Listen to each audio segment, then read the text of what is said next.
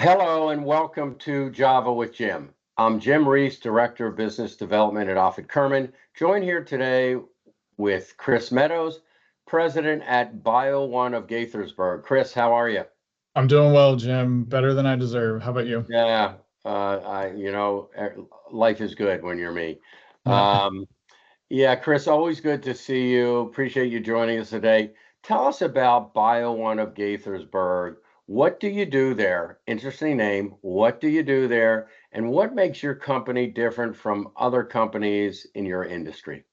Yeah, thanks for the opportunity to meet with you, Jim, and for your listeners. By one of Gaithersburg, we are known for crime, trauma, drug remediation.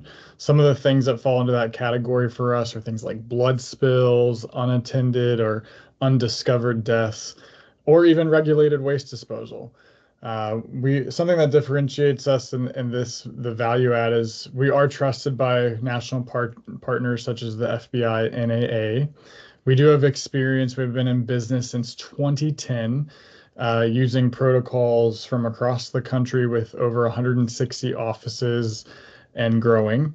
And we're discreet. We'll show up with or without a uniform, and largely our vehicles are unmarked for the privacy of our business clients and our families.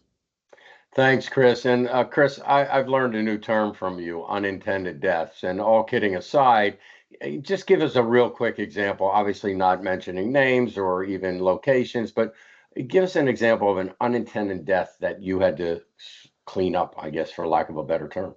Yeah, absolutely. They are unfortunate events.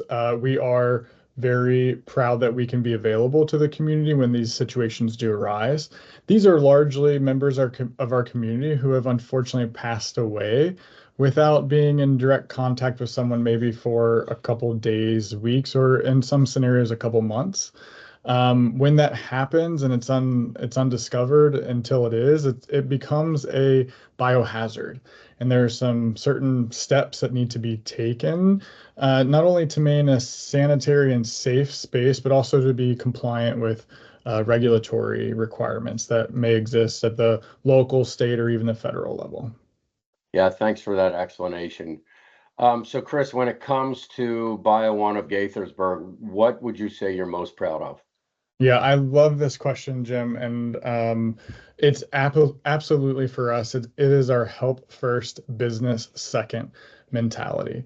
Many of our business clients and our community families, they are experiencing horrific events, things that on a normal course of day-to-day living are unimaginable and present insurmountable challenges for them. The way that we respond is in the help first, business second manner. We do arrive on site. We follow a process that has been tested since 2010 across the country. We remediate the space, and then we take care of things like insurance claims on the back end. It's the best way that we have found to provide that support to our communities and to get everyone back on the path of recovering because we're typically a last responder in that sense, and we're one of the last folks that families and businesses talk to before they start their recovery. Yeah. I would assume, Chris, that your business doesn't necessarily have ebbs and flows. There's no supply and demand part of your business that dictates how busy or not busy you are. So, what do the next 6 months look like for you and Bio One of Gaithersburg? Yeah, that's a great assessment and absolutely true of us. We are hiring for one key role currently. We have a growth in our team and also a new service area for us in the next 6 months. That's where we're focused, and it's also from a position of gratitude. We're very privileged to be able to help the community and grow with them. Nice. So here's the fun question, Chris. What do most people watching this video not know about you? Yes, I would say I love the outdoors. So I won't date myself and tell you how many years ago, but I did hike Wrangell St. Elias and the Skolai Pass up in Alaska with my father and Carl Donahue. To my For my father, who I hope watches this as well. But we traversed about 21 miles of backcountry in Alaska. No cell phones, no calendar, Zooms, Teams, etc. it was just a wonderful time being outside and enjoying many of the beautiful things that exist in the world around us. Wow, what was the weather like during that trip? There were plenty of bugs. I'll tell you that Alaska in the summer does not come without those. But it was pleasant, not too humid, just the right temperature. Maybe only an hour and a half of darkness at night. We went in the summer, so there's only really a twilight. There's not a true nighttime. But yeah, we really enjoyed it. We had a blast. Awesome.